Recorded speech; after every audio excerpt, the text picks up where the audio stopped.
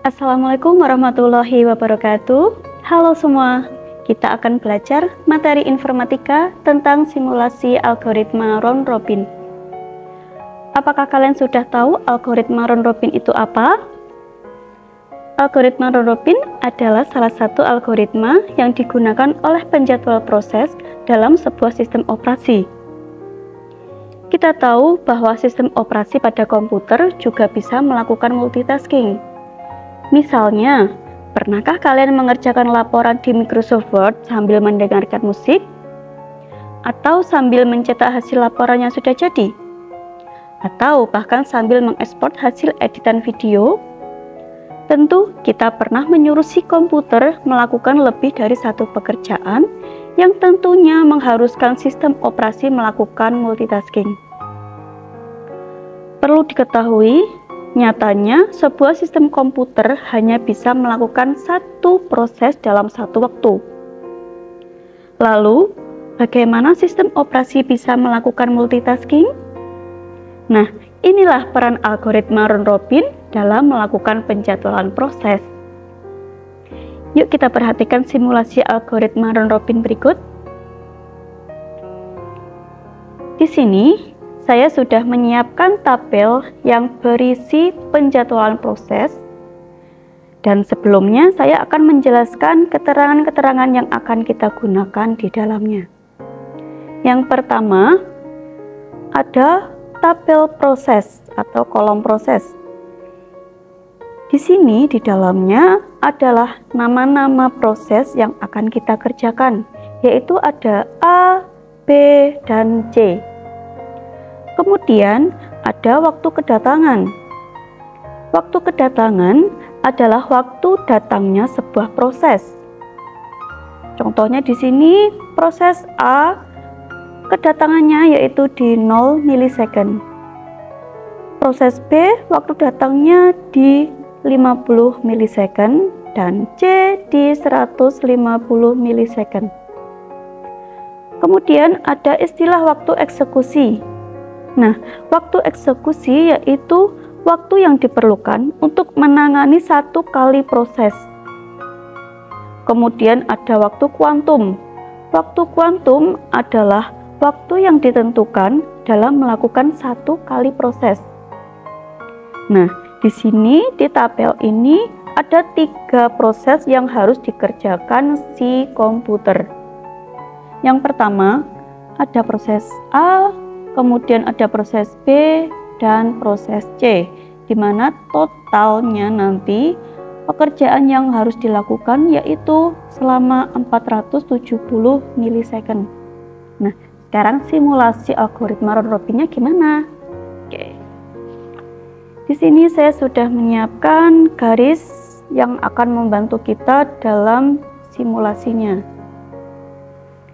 Saya juga akan menggunakan 2 buah pena yang berbeda warna untuk menjelaskan simulasi ini supaya bisa mempermudah dalam pemahaman. Nah, yang pertama kita menuliskan waktu-waktu yang akan digunakan. Misalnya di sini saya menandakan ini adalah waktu 0 milisecond. Kemudian di sini saya beri 50. Saya beri jenjang 50 milisecond. Di sini satuannya milisecond ya.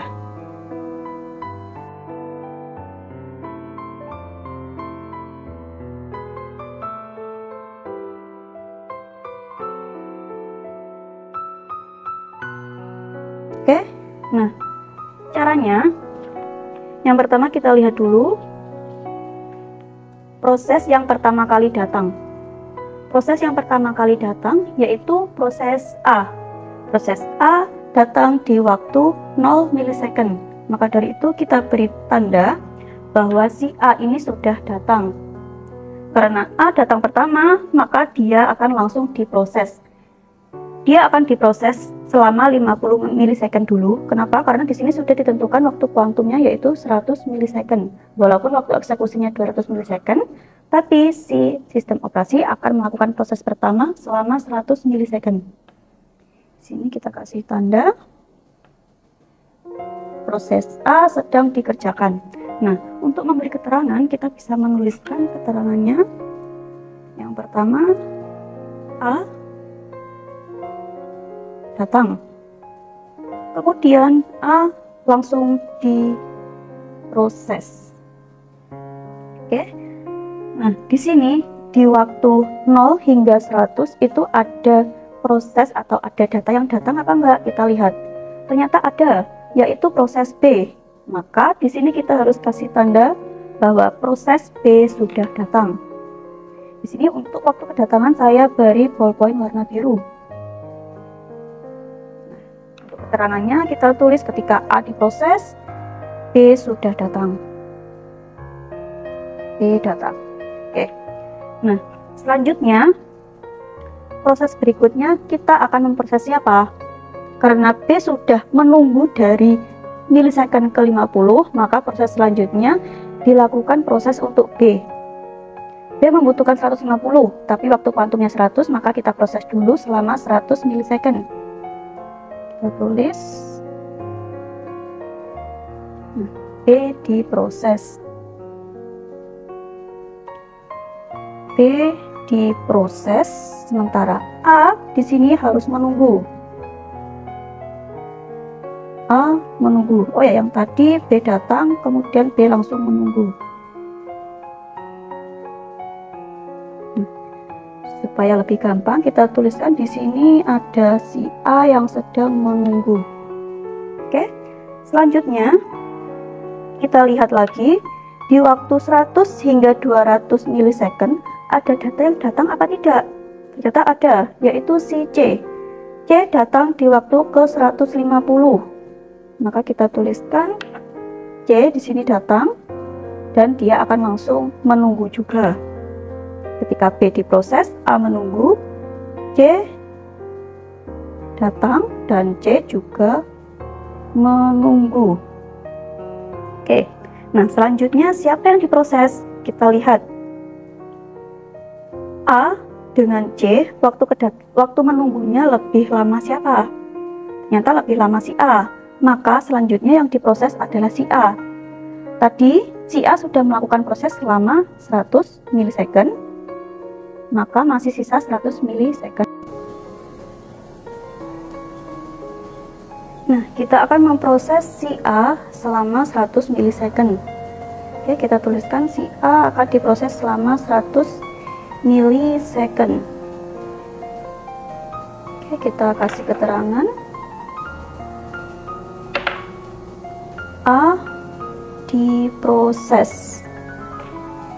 Oke, selama A diproses ada data yang datang nggak? Kita lihat, ternyata tidak ada. Tetapi ada data yang sedang menunggu.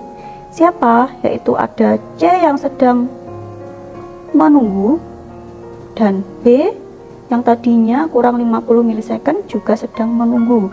Kita tuliskan menunggu. Nah, sekarang siapa yang dikerjakan lebih dulu?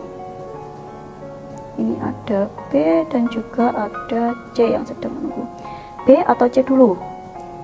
Yang datang atau yang menunggu lebih lama siapa? Yang C. Maka yang dikerjakan lebih dulu yaitu C. C dikerjakan selama 70 milisecond. Maka di sini kita tuliskan C dikerjakan selama 370 milisecond. Kita kasih tanda.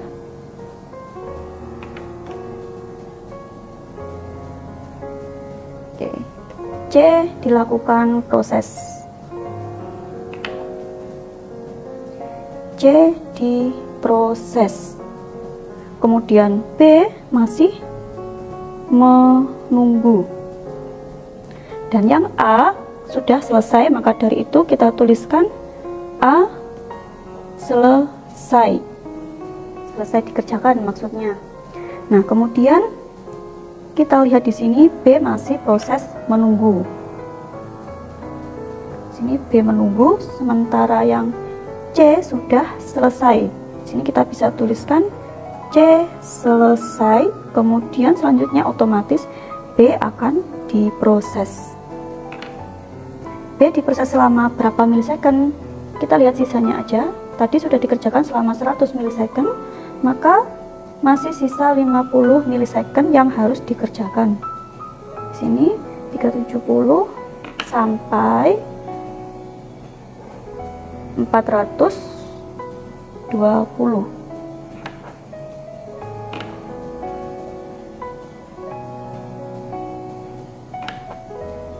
Oke, B dikerjakan selama 50 milisecond.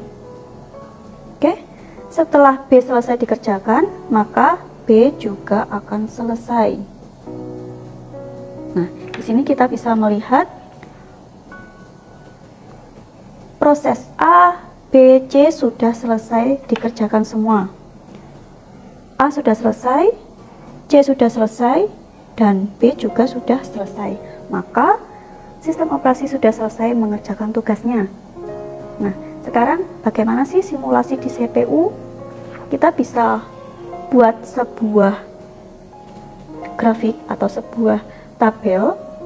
Di sini kita tuliskan yang pertama ada proses A. Di sini saya memakai 3 warna. Yang pertama ada A warna merah, B warna biru, dan C warna hijau. Kita tuliskan waktu-waktu pentingnya. Kita bisa melihatnya dari sini. Yang pertama ada waktu 0, kemudian ada waktu 100. Kita tuliskan waktu penting-pentingnya aja ya. Kemudian ada waktu 200, kemudian ada waktu ke 300, kemudian ada waktu ke 370, dan 420. Nah, kita lihat data A ini diproses di waktu keberapa? Pertama di waktu 0 sampai 100. Maka kita arsir kolom A sampai 100 untuk data A. Kemudian A dikerjakan di waktu keberapa lagi? Ke waktu 200 sampai 300 di sini. Maka kita arsir untuk proses A. Selanjutnya proses B. Proses B dikerjakan waktu keberapa? Ternyata waktu ke 100 sampai 200. Di sini komputer sedang mengerjakan proses B. Kemudian B mengerjakan ke waktu berapa lagi? Ke 370 sampai 420. Sisanya yaitu C di waktu 300 sampai 370. Oke. Nah, inilah gambaran simulasi di CPU-nya. Jadi, waktu 0 sampai 100 CPU mengerjakan proses A.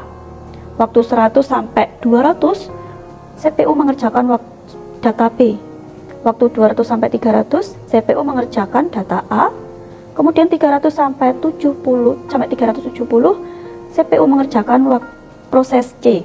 Dan yang terakhir 370 sampai 420 mengerjakan proses B. Di sini kita bisa melihat waktu kedatangan atau waktu proses yang pertama kali dikerjakan yaitu waktu A. Kemudian yang terakhir dikerjakan siapa? Yaitu B. Jadi proses CPU ini tidak semua data yang datang akan selesai lebih dulu. Bisa jadi dia yang datangnya terlambat bisa selesai lebih dulu. Contohnya seperti C ini. Oke.